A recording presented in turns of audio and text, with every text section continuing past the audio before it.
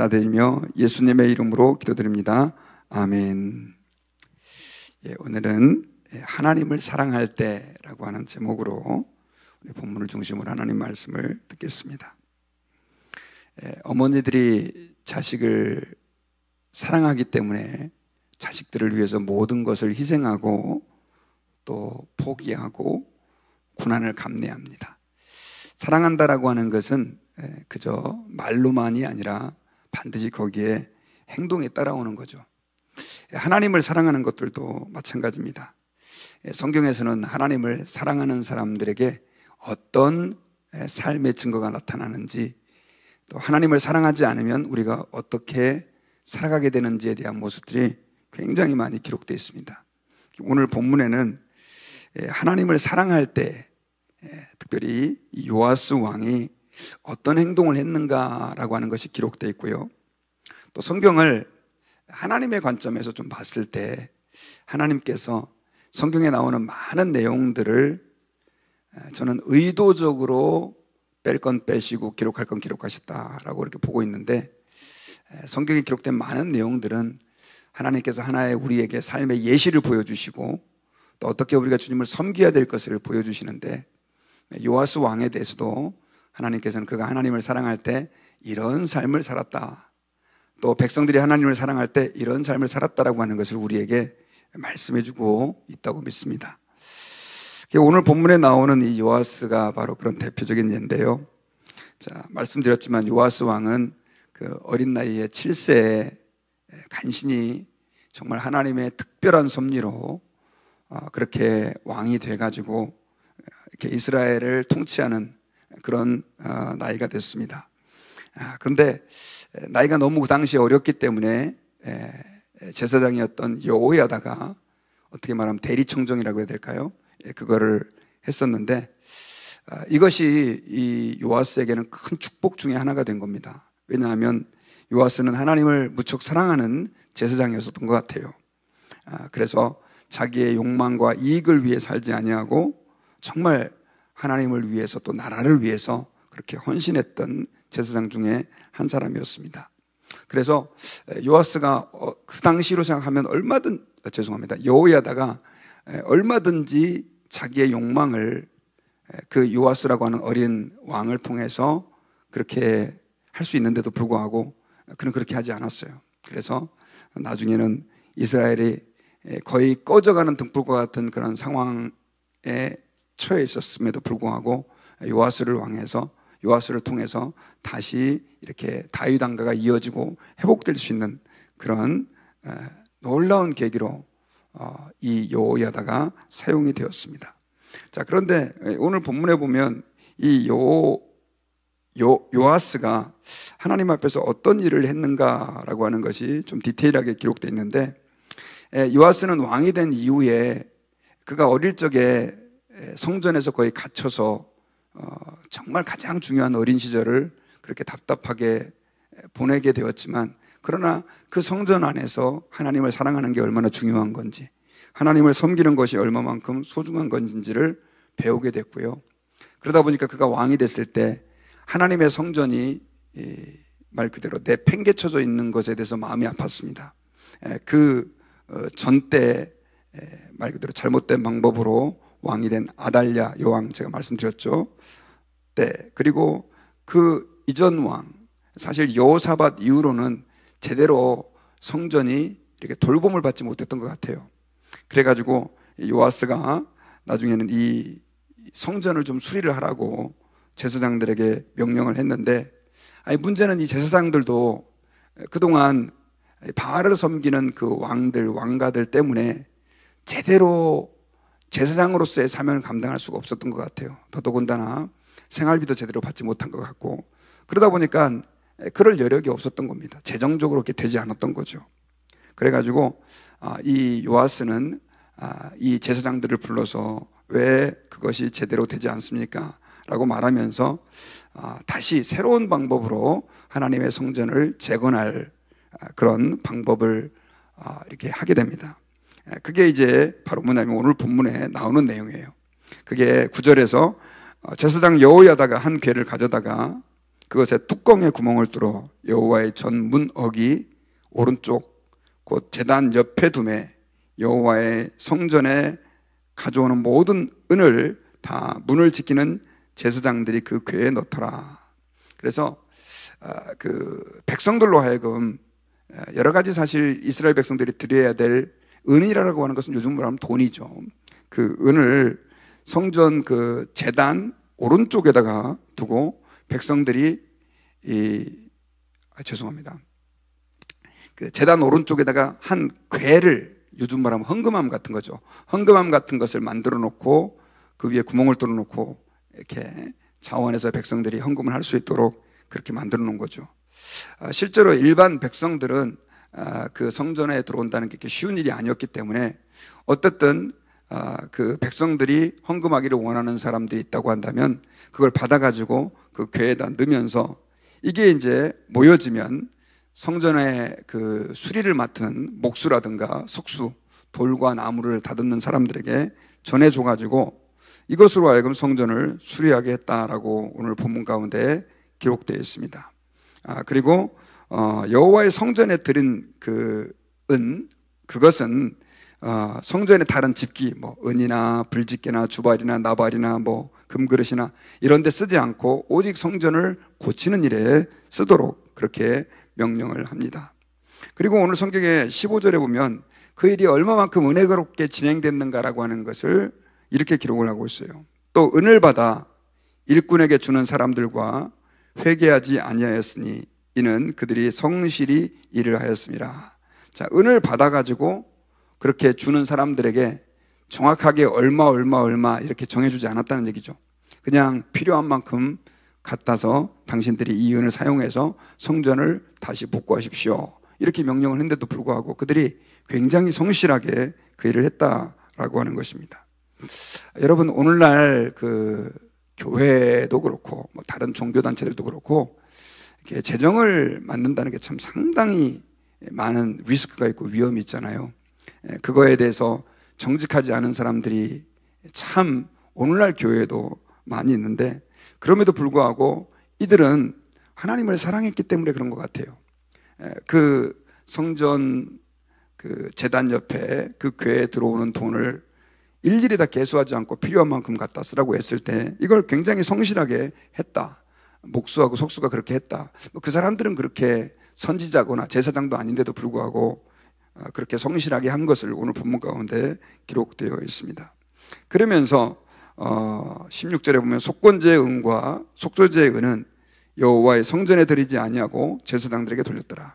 자, 제사장들에게 돌아갈 또 몫이 있었는데 제사장들이 말씀드렸지만 그 전에 바알을 숭배하는 그 왕조로 인해 가지고 그 왕들로 인해 가지고 제대로 생활할 수가 없는 그런 상태에 있었는데 또 그들의 몫은 그들의 몫대로 잘 구분해서 요아스가 이렇게 살아갈 수 있도록 정확한 분배를 했다라고 하는 내용이 오늘 본문 가운데 기록되어 있어요.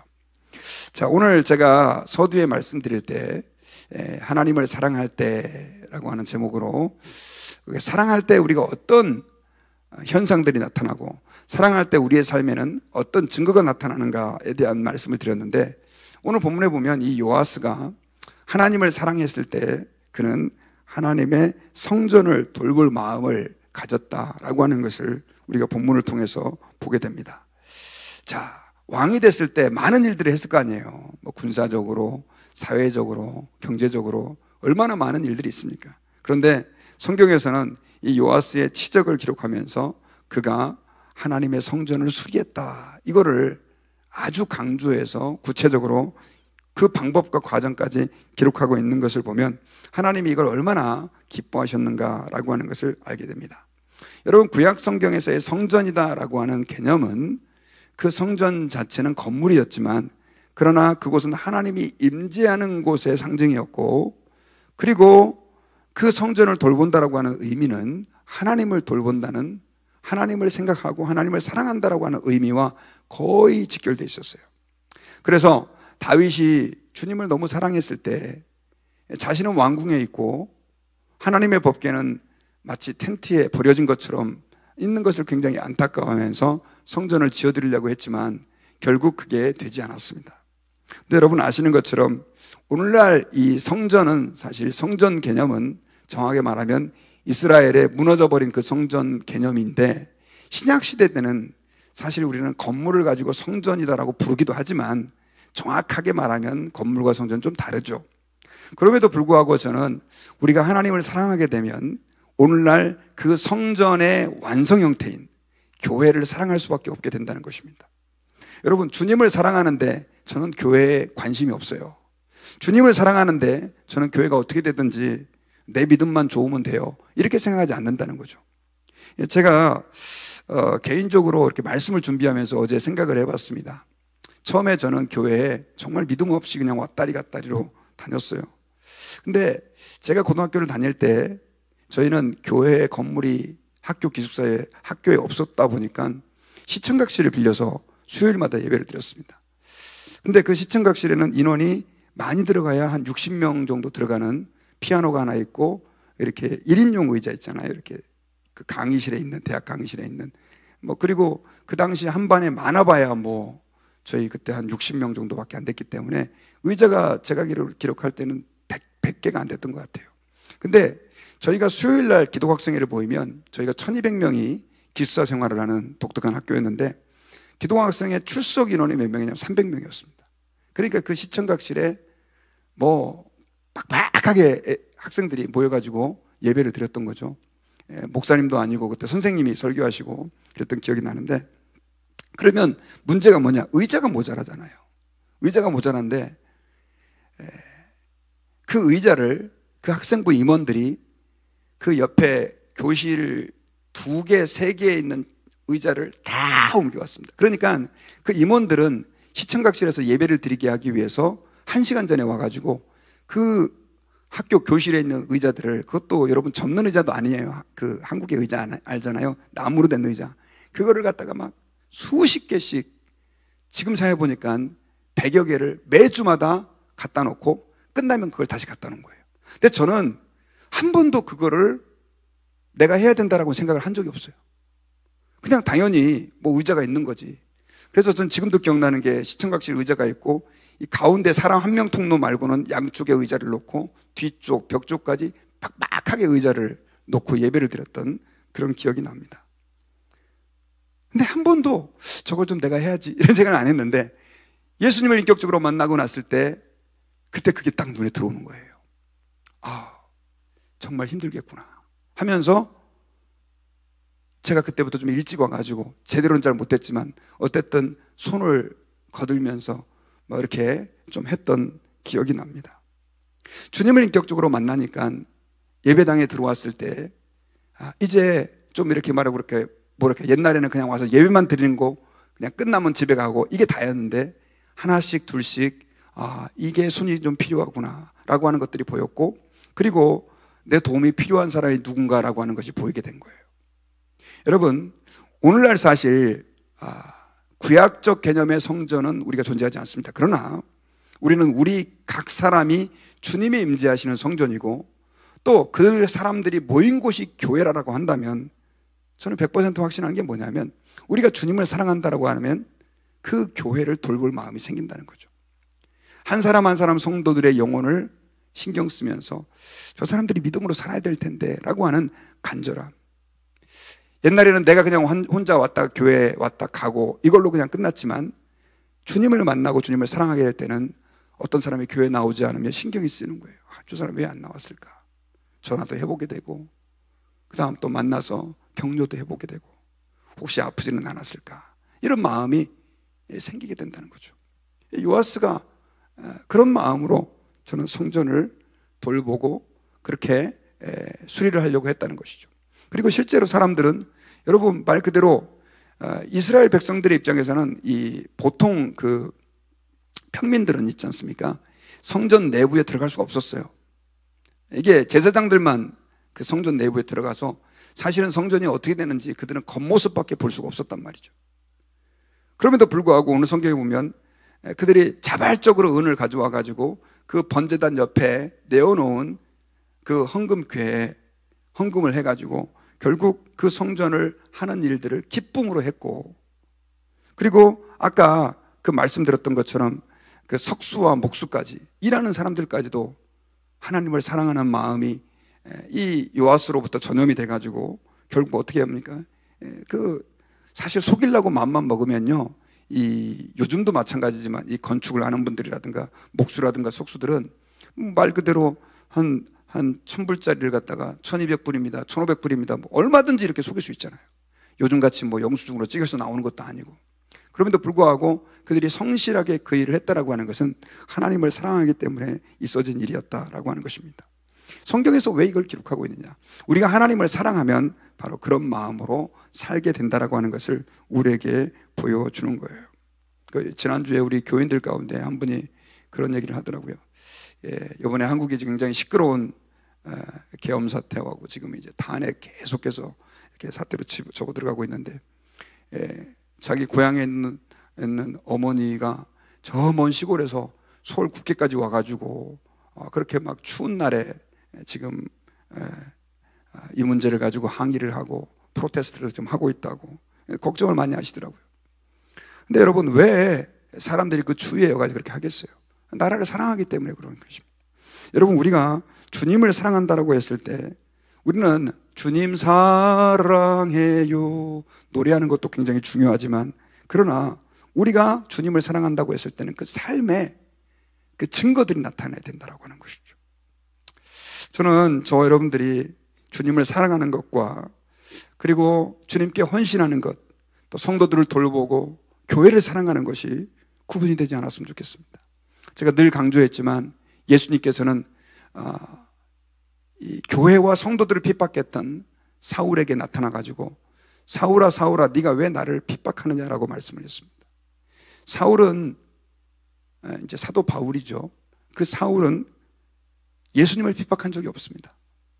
그런데 왜 예수님이 사울아 사울아 네가 나를 핍박하느냐라고 말을 했냐면, 그는 교회를 핍박하고 교인들을 핍박했어요. 그것이 곧 예수님을 핍박한 것이고, 그리고 그것이 곧 예수님을 고통스럽게 한 거예요. 반대로 얘기를 해볼까요? 우리가 주님을 사랑한다라고 하는 것은 결국 보이지 않는 예수님을 사랑한다라고 하는 것은 교인을 사랑하는 것입니다. 그리고 주님의 몸된 교회를 사랑하는 것이다 라고 하는 것을 우리가 주목해야 합니다. 그러므로 저와 여러분들이 오늘 이 말씀을 좀 마음에 새기고, 하나님 저희들이 주님을 사랑하게 해주시고 또 주님을 사랑하게 하시되 우리 주님의 몸된 교회인 우리 달라스 드림 교회, 또 나아가서는 우리 교회를 넘어서서 우리 전 세계에 세워진 교회들, 또 우리 네팔에 세워진 교회들도 포함해서 또 우리 달라스 지역에 있는 수많은 교회를 우리가 좀 사랑하는 마음 가지고 주님을 섬겼으면 좋겠습니다. 그것이 믿는 자로서 당연한 하나님 앞에서의 태도다라고 하는 것을 우리가 꼭 기억하기를 바랍니다. 저는 이제 말씀의 결론을 맺겠습니다. 오늘 성경에서 요아스는 그가 어릴 적에 말씀으로, 그리고 제사장의 그 지도 아래서 신앙생활하고 어린 나이지만 왕이 되었을 때 그는 하나님의 그 은혜에 감사하는 마음으로 회파된 그 성전을 돌볼 마음이 생겼습니다. 여러분, 우리가 주님을 사랑한다라고 하는 것은 어떤 행동으로 표현되는 것인데, 그것은 바로 주님의 몸된 교회를 사랑하는 것이고 성도를 사랑하는 것이고 또 하나님의 일을 사랑하는 것이라는 것을 믿고, 행여나 또 저희들의 마음이 조금이라도 나약해지고 해이해지지 않았는가 한번 돌아보고, 하나님 주님을 사랑하는 만큼 제 마음이 우리 교회를 사랑할 수 있게 해주십시오, 우리 성도들을 사랑할 수 있게 해주십시오 기도하고, 또 나아가서는 우리 교회뿐만이 아니라 전 세계에 있는 수많은 교회들을 주님의 마음 가지고 대할 수 있는 저희들이 될 수 있기를 주의 이름으로 축원합니다. 기도하겠습니다. 하나님 감사합니다.